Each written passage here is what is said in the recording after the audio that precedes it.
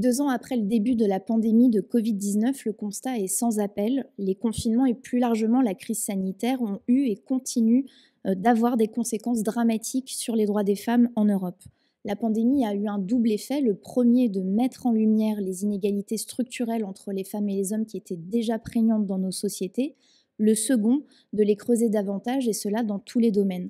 Augmentation des violences conjugales et intrafamiliales, accès à la contraception et droit à l'avortement entravé, augmentation des inégalités professionnelles, charge mentale, santé mentale affectée et absence de représentation des femmes dans les instances de décision. C'est ce bilan que j'ai tenté de dresser dans cet essai, dans un contexte mondial où il y a une forte opposition conservatrice, hostile aux droits des femmes, y compris au sein de certains États membres au sein de l'Union européenne, qui n'ont pas manqué d'ailleurs d'instrumentaliser la crise sanitaire pour bafouer les droits des femmes.